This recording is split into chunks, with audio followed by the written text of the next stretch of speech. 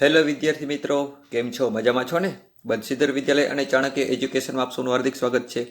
તો આજનો આપણો વિષય છે ગણિત, ધોરણ 7, પ્રકરણ 6, ત્રિકોણ અને તેના ગુણધર્મો. તો વિદ્યાર્થી મિત્રો, આજથી આપણે નવું ચેપ્ટર શરૂ કર્યું છે. છઠ્ઠું ચેપ્ટર છે ત્રિકોણ અને તેના ગુણધર્મો. તો ત્રિકોણની સામાન્ય માહિતી, એના અલગ અલગ પ્રકાર, એના અલગ અંગો એ આપણે ધોરણ 6માં શીખી ગયા છીએ. છતાં હવે એનાથી થોડુંક ઉપર જઈને આપણે થોડાક એના વધુ ઊંડાણપૂર્વક ત્રિકોણ અને તેના ગુણધર્મો વિશે સમજવાનું છે. તો ધ્યાનથી સમજજો અને આ વિડીયો ખાસ જોજો. અને જે પણ વિદ્યાર્થી સમજશે તેને ઘણું આનું ત્રિકોણનું નોલેજ મળી જશે. તો સમજો, તમે શીખ્યા છો કે ત્રિકોણ એ 3 રેખાખંડોથી બનેલો એક સાદો બંધ વક્ર છે. ત્રિકોણ શું છે? તો 3 રેખાખંડ. રેખાખંડ કોને કહેવાય ખબર? જો આ રેખાખંડ, એ રેખાખંડ AB, રેખાખંડ BC, રેખાખંડ CA અથવા AC. તો 3 સામાન્ય સાદા લીટા હોય, ઊભી રેખા હોય, એને આપણે શું કહીએ? રેખાખંડ. તેને 3 શિરોબિંદુ હોય છે. બિંદુ કેટલા હોય? 3 શિરોબિંદુ. બિંદુ A, બિંદુ B, બિંદુ C, એના 3 બિંદુ છે. અને 3 બાજુ અને 3 ખૂણા હોય છે. 3 બાજુ હોય છે. તો એક બાજુ કઈ છે? AB, પછી BC અને CA. અને 3 ખૂણા હોય છે. ખૂણો A, ખૂણો B અને ખૂણો C. અથવા બીજી રીતે પણ આ ખૂણાને કહી છે ખૂણો ABC, ખૂણો BCA અને ખૂણો CAB. તો જોઈએ આપણે બાજુનું નામ આપણે આપ્યા છે બાજુ. રેખાખંડ AB, તો આ છે રેખાખંડ AB. રેખાખંડ BC, તો આ રેખાખંડ BC. રેખાખંડ CA, તો રેખાખંડ CA. આ ત્રણ બાજુના નામ છે. પછી ખૂણા. તો મેઇન ખૂણો આપણો કયો કહેવાય છે? જે વચમાં બિંદુ આવતું એ મેઇન ખૂણો કહેવાય છે. તો પહેલે છે આપણું A થી શરૂઆત, એ મેઇન ખૂણો છે. તો BAC. ખૂણા નામ શું છે? આ ખૂણાની નિશાની છે ખૂણો BAC. ત્યારબાદ ખૂણો ABC, ખૂણો ABC. ત્યારબાદ BCA. આ એના 3 ખૂણા છે. ત્યારબાદ બિંદુ. તો બિંદુ આપણે જોયું કે બિંદુ A, બિંદુ B, બિંદુ C. શિરોબિંદુ એની સામેની બાજુ BC છે. તો જો શું કહી છે? આ બિંદુ કયું છે? A. એની સામેની બાજુ કોણ છે? BC. બિંદુ B ની સામે BC. એવી જ રીતે બિંદુ B ની સામે કોણ છે? બિંદુ B ની સામે AC. અને એવી જ રીતે બિંદુ C ની સામે AB. એની સામેની બાજુ છે. બાજુ AB ની સામેની બાજુનું નામ આપી શકો. તો આપણે શું કહે છે? બાજુ AB ની સામેના ખૂણો. AB ની સામે ખૂણો કયો છે? C. ત્રિકોણ તેની બાજુના આધારે અને ખૂણાના આધારે કેવી રીતે વર્ગીકરણ? તો ત્રિકોણનું વર્ગીકરણ થાય એટલે એના પ્રકાર છે. એટલે એના અલગ અલગ મુખ્ય 2 પ્રકાર છે. એ 2 પ્રકારના આધારે અલગ એના પ્રકાર પાડેલા છે. પેલું તેની બાજુના આધારે અને બીજું ખૂણાના આધારે. તો જોઈ, બાજુના આધારે એના પ્રકાર છે વિષમ બાજુ ત્રિકોણ, સમદ્વિબાજુ ત્રિકોણ અને સમબાજુ ત્રિકોણ. વિષમ બાજુ એટલે કે શું? જો બાજુના આધારે એક કઈ બાજુ સરખી ન હોય, બધી બાજુના માપ અલગ અલગ હોય, તો એને વિષમ બાજુ ત્રિકોણ કહેવાય. ત્યારબાદ સમદ્વિબાજુ ત્રિકોણ. કેવું? સમ એટલે કે સમાન, દ્વિ એટલે કે 2. તો સમદ્વિબાજુ એટલે જે ત્રિકોણની 2 બાજુ સમાન હોય, ત્રિકોણની કુલ 3 બાજુ હોય, એમાંથી 2 બાજુ જો સરખું માપ હોય તો એને સમદ્વિબાજુ ત્રિકોણ કહેવાય. પછી સમબાજુ ત્રિકોણ. સમ એટલે કે શું? તો કે સમાન બાજુ, બધી બાજુ 3 બાજુ સમાન હોય તો એ ત્રિકોણનું નામ શું થાય? સમબાજુ ત્રિકોણ. 3 બાજુના માપ એક સરખા હોય. ત્યારબાદ ખૂણાને આધારે લઘુકોણ ત્રિકોણ. તો લઘુકોણ, ગુરુકોણ અને કાટકોણ કોને કઈ તમને ખબર છે?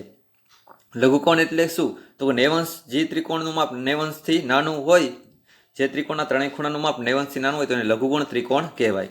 પછી ગુરુકોણ ત્રિકોણ. જે ખૂણાનું માપ નેવંશથી વધુ હોય, નેવંશથી મોટો ખૂણો હોય, કોઈ પણ એક ખૂણો, ત્રિકોણનો કોઈ પણ એક ખૂણો નેવંશથી મોટો હોય તો એને ગુરુકોણ ત્રિકોણ કહેવાય. ત્યારબાદ કાટકોણ ત્રિકોણ. તો 3 ખૂણામાંથી કોઈ પણ એક ખૂણો કાટખૂણો હોય એટલે કે નેવંશ હોય. કેટલો? નેવંશ હોય તો એને કાટકોણ ત્રિકોણ કહેવાય છે. તો આ એના મુખ્ય 2 પ્રકાર, એક બાજુના આધારે અને ખૂણાના આધારે. એવી રીતે 6 એના પ્રકાર પડે છે.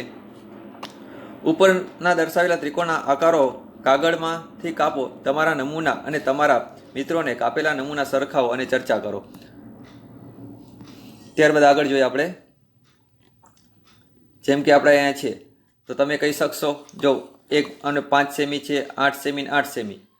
તો આ ત્રિકોણનો પ્રકાર કયો છે? જો 2 બાજુ સરખી છે, આ બાજુ 8 સેમી, આ બાજુ 8 સેમી, તો 2 બાજુ સરખી એટલે સમદ્વિબાજુ ત્રિકોણ. ત્યારબાદ આનું માપ 10 સેમી છે, આનું માપ 8 સેમી છે, આ બાજુનું માપ 6 સેમી, એકય બાજુ સરખી નથી એટલે આનું નામ શું થશે? એકય બાજુ તો વિષમ બાજુ ત્રિકોણ. ત્યારબાદ અહીંયા 7 સેમી, અહીંયા 7 સેમી અને આ 7 સેમી નથી, તો આ કયું થયું? સમદ્વિબાજુ ત્રિકોણ, કારણ બે બાજુ સરખી છે. ત્યારબાદ 5.2 સેમી, 5.2 સેમી, 5.2, બધી બાજુનું માપ સમાન છે, તો આ કેવો ત્રિકોણ છે? આ ત્રિકોણ છે સમબાજુ ત્રિકોણ, કારણ બધી બાજુ સરખી છે.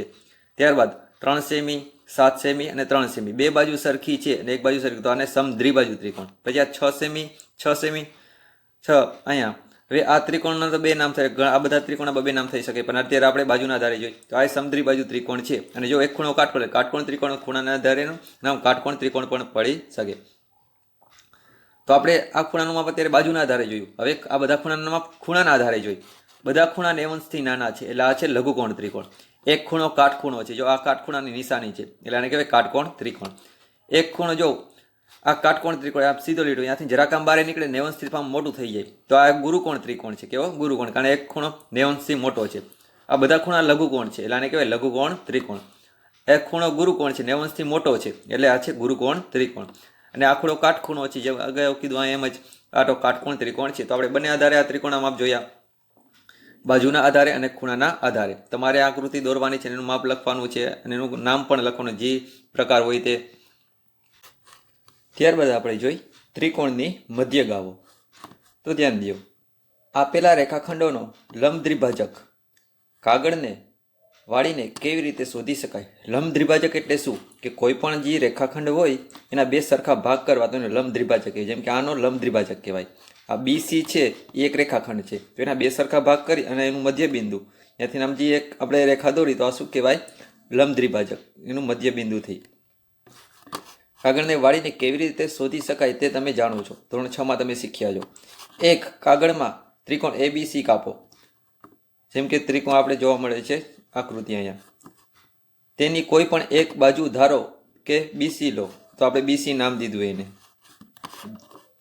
કાગળને વાળીને રેખાખંડ BCના લંબ દ્વિભાજકનું સ્થાન નક્કી કરો. આનો લંબ દ્વિભાજક B ને ઉપાડીને C ઉપર મૂકી દઈએ આપણે એટલે એને વચ્ચેનું બિંદુ મળે, અથવા તો સ્કેલથી લઈને આપણે વચ્ચેનો ભાગ શોધી લેવાનો. તો મધ્ય બિંદુ મળ્યું એનું, આ લંબ દ્વિભાજકનું સ્થાન છે. વાળવાથી મળતો સરળ BC, સરળ આ જે લીટો છે એને આપણે સરળ કહી છીએ.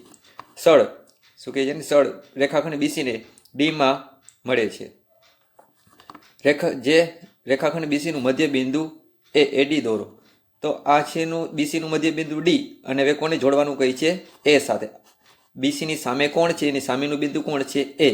તો આપણે આ આકૃતિમાં જોયું કે મેં એનું મધ્ય બિંદુ A સાથે જોડી દીધું છે. તો આ જે જોડેલું બિંદુ છે D અને A અથવા AD, તો આ શું થઈ? મધ્યગા. આને શું કહેવાય? મધ્યગા. મધ્યગા એટલે શું?